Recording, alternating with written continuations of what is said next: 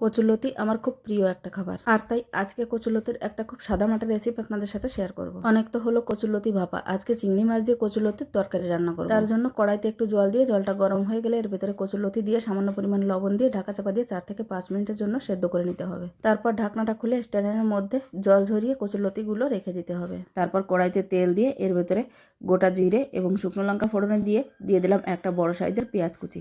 পেঁয়াজটাকে ভেজে নেওয়া হয়ে গেলে এর ভেতরে দিয়ে দেবো আদা এবং রসুন বাটা। এটাকেও বেশ ভালোভাবে কষিয়ে নেওয়ার পর এর ভেতরে দিয়ে দেবো পরিমাণ মতো লবণ, হলুদ, শুকনো লঙ্কার গুঁড়ো, অল্প একটু ধনে গুঁড়ো, আর দেবো একটা স্লাইস করে কেটে রাখা টমেটো এবং 4-5টা চেরা কাঁচা লঙ্কা। অল্প একটু জল দিয়ে সমস্ত মশলার সাথে মিলিয়ে নিতে হবে এবং দিয়ে দিতে হবে আগে থেকে কেটে ধুয়ে বেছে রাখা চিংড়ি মাছগুলো দিয়ে সমস্ত মশলার সাথে ভালোভাবে মিলিয়ে নিতে হবে এবং ঢাকা চাপা দিয়ে রান্না করে নেবো যতক্ষণ না পর্যন্ত সমস্ত মশলা থেকে তেল ছেড়ে আসছে। তারপর আগে থেকে ভাপিয়ে রাখা কচুরলতিগুলো দিয়ে দিতে হবে এবং মশলা আর চিংড়ি মাছের সাথে বেশ ভালোভাবে মিলিয়ে নেব।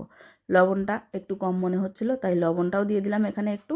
তারপর দিয়ে দেবো গরম জল। খুব বেশি জল দেওয়ার প্রয়োজন নেই, কেননা কচুরলতি কিন্তু আগে থেকে ভাপিয়ে নেওয়া ছিল, মানে অর্ধেক সেদ্ধ হয়েই ছিল, তাই জলটা একটু বুঝে দিতে হবে। তারপর ঢাকা চাপা দিয়ে রান্না করে নেব এবং সবকিছু সেদ্ধ হয়ে গেলে তারপর ঢাকনাটা খুলে পরিমাণ মতো ঝোল শুকিয়ে নিতে হবে এবং গ্যাসের ফ্লেমটা বন্ধ করে দিতে হবে। একবার কচুরলতি এইভাবে রান্না করে গরম ভাতের সাথে খাওয়ান, যে না খায় সেও আঙুল চেটে পুটে খাবে। তো বন্ধুরা, আজকের ভিডিওটা কেমন লাগলো কমেন্ট বক্সে জানিয়ে যাও। সবাই ভালো থেকো, সুস্থ থেকো, টাটা।